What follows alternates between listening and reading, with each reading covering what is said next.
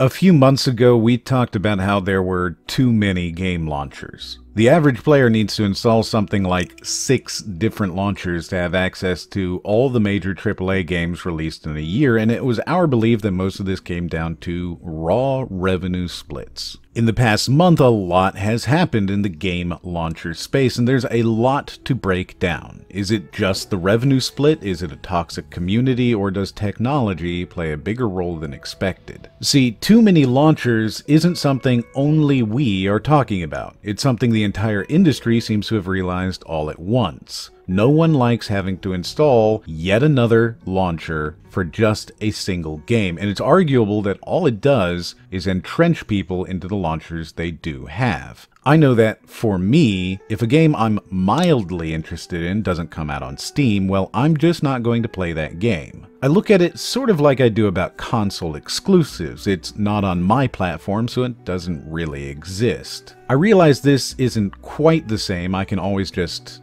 download the launcher, so that hard line in the sand that exists with console exclusives isn't actually there, but I can't help but feel that way when a new game comes out on one of these other stores. The game needs to expand past just mild curiosity or medium levels of interest. I have to really want to play the game for me to go into that other store's ecosystem. Of course, more large publishers are leaving Steam, and this is concerning to Valve, as it should be. This is probably why Steam now has revenue tiers, down from their 30% to as low as 20% based on the amount of revenue that game brings in. Now, if you're a title making $10 million, you'll pay 25%. Sell over $50 million and you'll only pay 20%.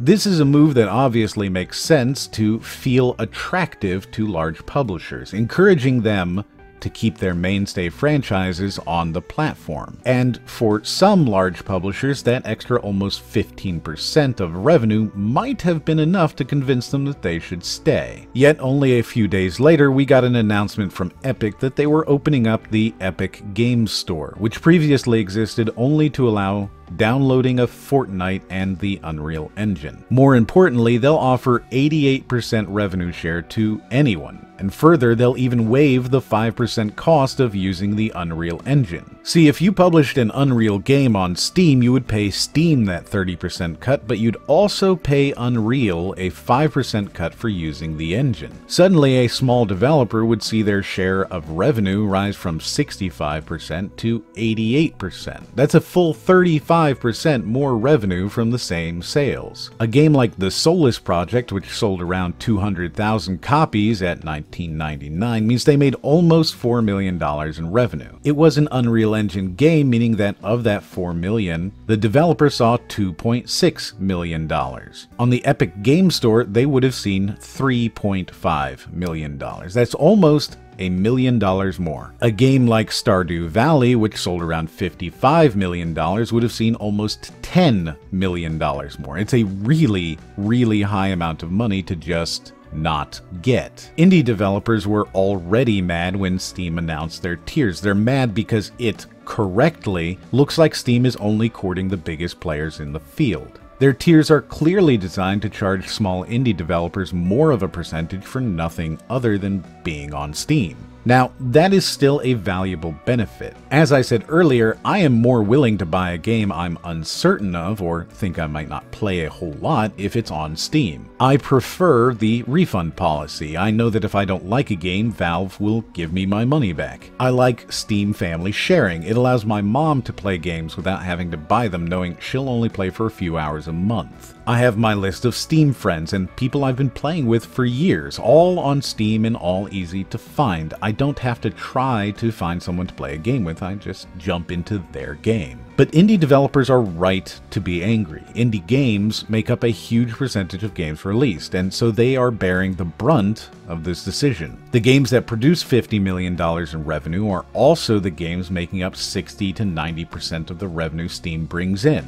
So refusing to extend that 20% tier to all developers absolutely feels like Valve is purposefully harming these smaller developers. Why not just drop their cut to 20%? The only reason I can think of is so that it looks like larger developers are getting a deal with Steam, since it's unlikely that these indies drive enough revenue to subsidize the larger production companies. In this case, it's not that Steam can't afford it or that it's more fair, it's very much for optics, how it looks to a larger developer. If everyone has 20%, Call of Duty isn't getting a deal. This, of course, was exacerbated by Epic's announcement, and indie developers are the ones who took notice. At the Game Awards, we saw announcement after announcement after announcement of medium-sized games that were launching on the Epic Game Store. Additionally, a week later, we saw some indie titles that were generating buzz on Steam suddenly pull their support and move to Epic, including games I was looking forward to, like Satisfactory, Rebel Galaxy Outlaw, and Genesis Alpha 1. All of these games have either pulled their product entirely, canceling their Steam launch, or have delayed a Steam launch indefinitely. And in all cases, it seems that Epic's revenue share is the reason why. Even further, Epic has opened up all of the cross-platform tools for Epic Game Store developers for free. This means cross-platform login support on PlayStation, Switch, Xbox, and PC. It means friends list across these platforms, DLC and in-game item purchase support, cross-platform voice communications, parties, matchmaking, cloud saves, achievements, anti-cheat, user-generated content features, other social features, and more. It's a really tempting offer for someone who doesn't make $50 million on a game release. And to be fair, it's tempting even to those larger publishers. This wasn't even the last big hit against Steam, as Discord announced that their slowly growing game store will only charge 10%, and they also announced their intention to push that number even lower as they're able to optimize their technology. And Discord is huge for indie developers. It's a huge way for small creators to connect with their audience and drive higher interaction. In fact, it's our primary way of talking to viewers on this very YouTube channel, so I can definitely appreciate it even more. Adding to that, Discord also has its own voice chat and game launching abilities. In fact, it will even launch games from Steam and the Epic Game Store in an attempt to defragment this growing separation amongst game launchers. Epic's value here is that people already use it. Players use it for Fortnite, and developers are already comfortable with the store because they use it to develop games with Unity and the Unreal Engine. Adding a store to that for other games means offering those hundreds of millions of players and developers a way to buy things in an ecosystem they already use. Discord doesn't have Fortnite, but it too is already installed on hundreds of millions of computers. And even Fortnite uses Discord for its community. Offering products to those users is an easy and simple system, and now Valve has competitors with equal numbers of users on them. Granted, Discord hasn't announced any huge titles yet, but the most exciting game announcement from the Game Awards was The Outer Wilds. And on PC, it's going to be available on the Epic Game Store. Journey will finally be coming to PC on the Epic Game Store. Subnautica is free on the Epic Game Store. Supergiant, the makers of Pyre, Transistor, and Bastion, their new game Hades is available on the Epic Game Store. Steam has long been the only real game in town. Origin and Uplay never really took a bite from the pie. Battle.net hurt. Losing Call of Duty and not having access to Overwatch was a painful lesson. But this is the end of the one-store monopoly. Steam created the digital market and it nurtured it, grew it into a multi-billion-dollar industry to the point where most PC players don't buy any physical games, and those that do aren't surprised to find a Steam key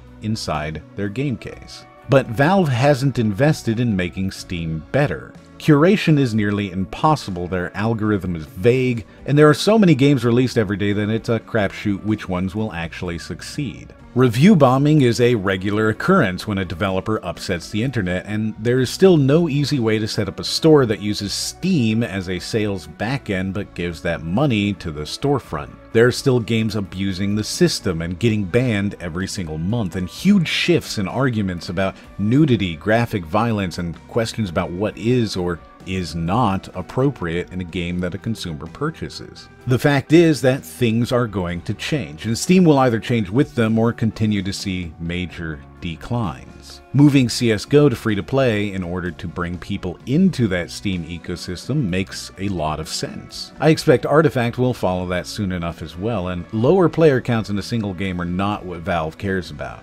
CSGO has had low player counts many times, and Valve spent a few years fixing things, and now it's one of the premier esports in the world, and player numbers are very healthy. These games are designed to bring players to the Steam store, not necessarily be successful moneymakers in their own right, though that doesn't hurt. Steam will need to make major changes. I hope they can do that. I use Steam and I prefer Steam, but I know that's not something I'll be able to do forever if they don't. Do you use Discord? Have you tried their store? Jump onto the Crymore Discord, link in the description below, and let me know how you feel about the store. You can tag me to tell me, I won't mind. If you liked this video, please consider sharing it. We only grow when you decide we've made a good video and tell others about it. Throwing our videos up on Reddit really does help bring attention to the channel. If you didn't like it, then don't, but if you did, you can find another video in the corner right now, and as always, we'll see you on the next one.